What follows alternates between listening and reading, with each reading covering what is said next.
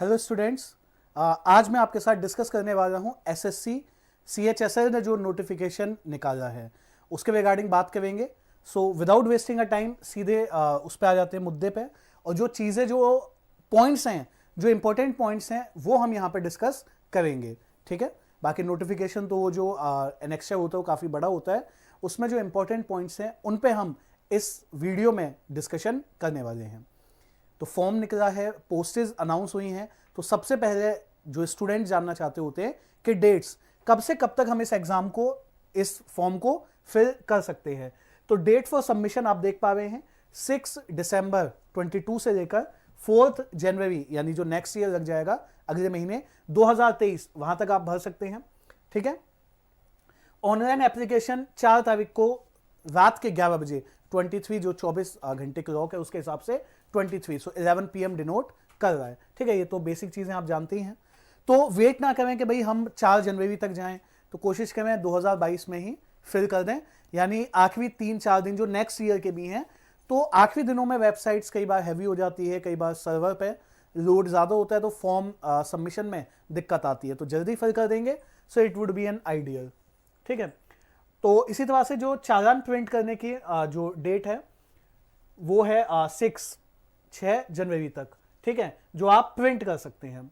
Okay, और इसके बाद जो पे स्केल है एलडीसी के लिए या जूनियर सेक्रेटरीट असिस्टेंट के लिए, वो लेवल 2 पे 19,900 से 63,200 के बीच रहेगा।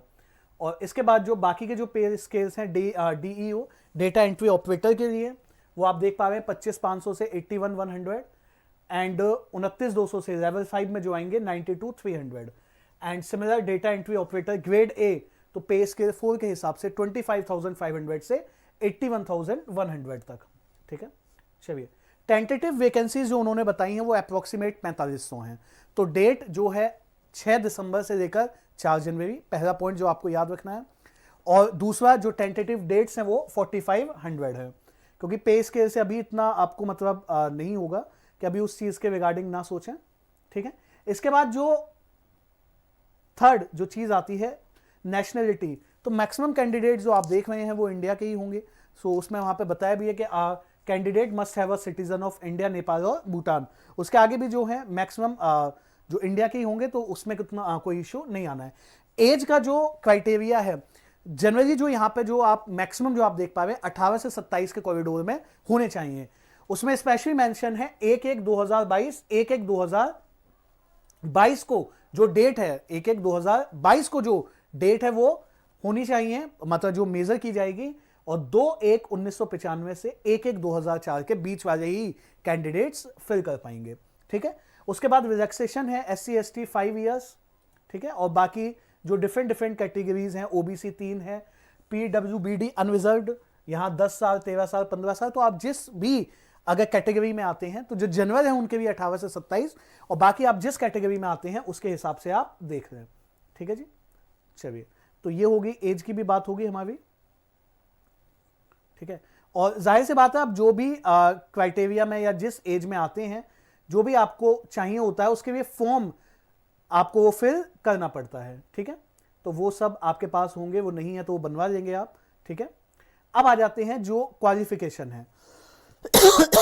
तो सबसे पहले जो LDC, JSA, DEO और DEO ग्रेड ए के लिए आप 12th पास यानी 10+2, जिसको +2 भी शॉर्ट में कह देते हैं, वो होने चाहिए।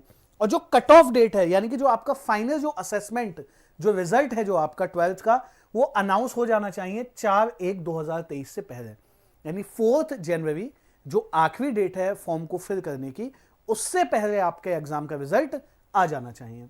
ठीक है, चलिए इसके बाद बात कर लेते हैं एप्लीकेशन फीस। तो जो एप्लीकेशन फीस होती है वेबसाइट पर जाके आप उसको फिल कर सकते हैं फॉर्म को, तो वो है 100 रुपीज। और उसके लिए जिनके लिए भी मतलब फीस नहीं है, वुमेन कैंडिडेट्स और जो बाकी SC/ST में या जिस भी कैटेगरी में आप बिलोंग करते हैं, तो वहां पे फीस पेमेंट नहीं है। और बाकी मेल कैंडिडेट्स के लिए और जो किसी कैटेगरी में नहीं आते हैं उनके लिए 100 रुपीज फीस है। ठीक है, तो फीस तो वैसे भी SSC में बहुत ज़्यादा, मतलब जो फॉर्म है उसमें आपको 100 रुपीज़ ही फीस होती है। चलिए अब जो मेन जो मुद्दा है कि जो एग्जाम है या जो एग्जाम पैटर्न है उसमें क्या बदलाव है, उसमें क्या चेंजेस हैं, तो उसकी हम चर्चा कर लेते हैं। डेट्स जो है हमारी 6 ऑफ द दिसंबर से 4 ऑफ द जैन है। एज 18 से 27 के बीच होनी चाहिए। क्वालिफिकेशन आपकी जो है 12th पास होने चाहिए।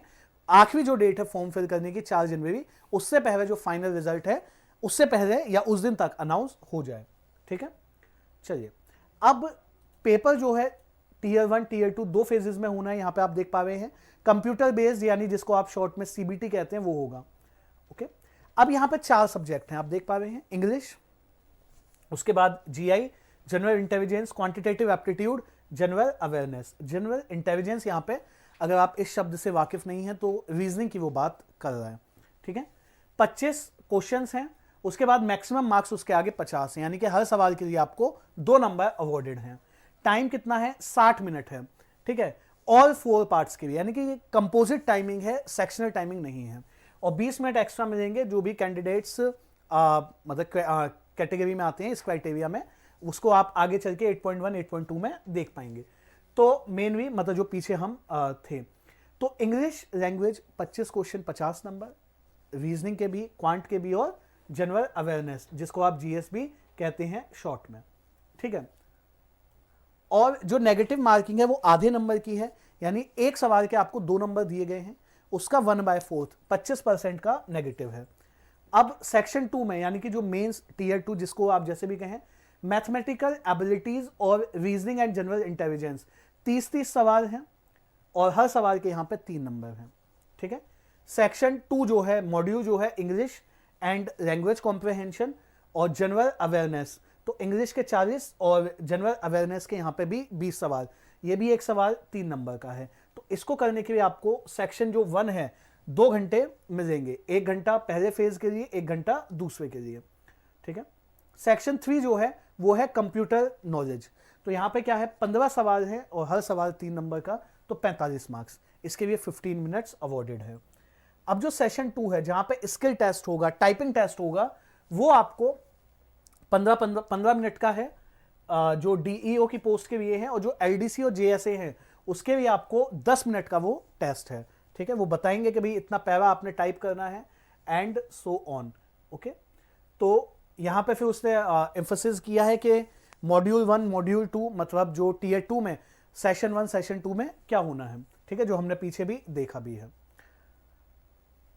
क्वालिफाई जो अगर आप सेशन 2 में, सेक्शन 2 यानी कि टीयर 2 जब आप क्वालिफाई करते हैं उसी के ही बाद स्किल टेस्ट और टाइपिंग टेस्ट को मतलब उसमें आप कह सकते हैं कि उसके मार्क्स या वहां पे फिर वो चीजें चेक की जाएंगी।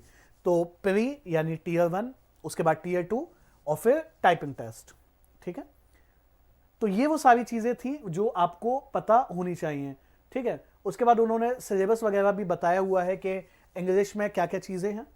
ठीक है, और सिमिलर सभी टॉपिक्स के लिए सिलेबस बताया हुआ है।